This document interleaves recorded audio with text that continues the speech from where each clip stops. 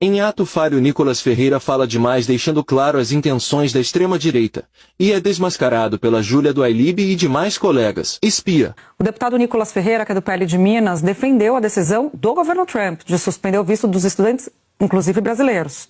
A declaração foi dada na mesma sessão em que o ministro Mauro Vieira estava. Vamos ouvi-lo.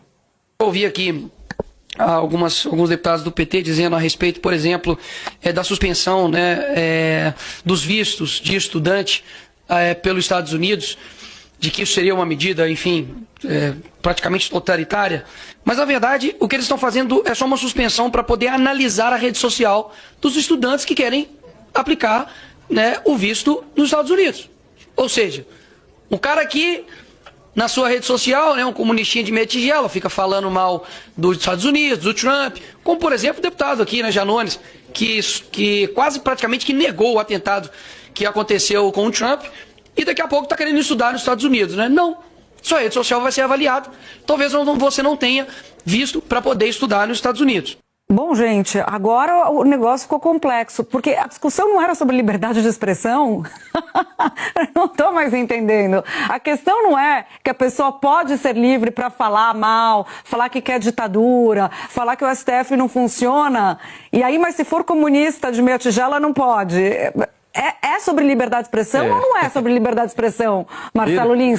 Pelo jeito, não é sobre liberdade de expressão. O que a gente sempre desconfiou, inclusive. Exatamente. É sobre pensar como eu penso. Exatamente, só vale liberdade de expressão se você defender exatamente aquilo que eu defenda. É isso que o deputado Nicolas está dizendo, né? Ele está exatamente negando um dos princípios da democracia, que é exatamente o debate e o embate de ideias, o confronto. É uma gigantesca hipocrisia essa, e é uma vergonha um parlamentar brasileiro ficar defendendo que se avalie com lupa a rede social de jovens estudantes que estão indo para os Estados Unidos, que poderiam contribuir para aquela sociedade também. Beira o ridículo quase isso, né? E sim, está certíssimo, não tem nada a ver com liberdade de expressão. É uma grande hipocrisia, tem a ver em querer direcionar o pensamento e só aceitar aquele pensamento que está sintonizado com quem está mandando naquele momento. Nesse momento agora é o trumpismo, é Donald Trump, é Marco Rubio, é esse tipo de gente. Ô, Otávio, ficou evidente, como a gente está dizendo, que não é sobre liberdade de expressão, caíram as máscaras, né? Agora ficou claro que é sobre pensar como eu penso. E eu ainda coloco um agravante, que eu sempre cito aqui. Nos Estados Unidos, Marcelo citava a tradição dos Estados Unidos de debate, de dissenso, da oratória. Nos Estados Unidos, a questão da liberdade de expressão ela é muito mais ampla do que a lei brasileira. Então, assim,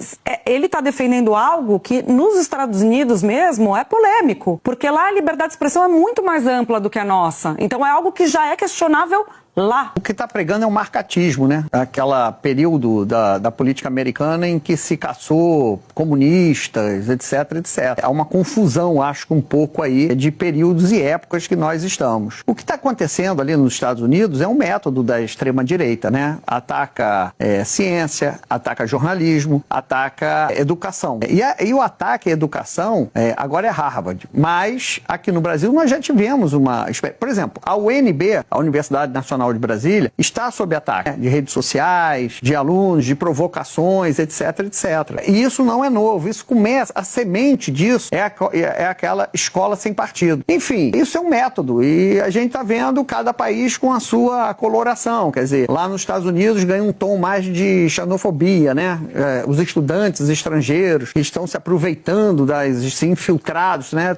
São tratados como infiltrados, né? E até na frase do Nicolas é como se fossem infiltrados, como os anti-americanos que estão lá.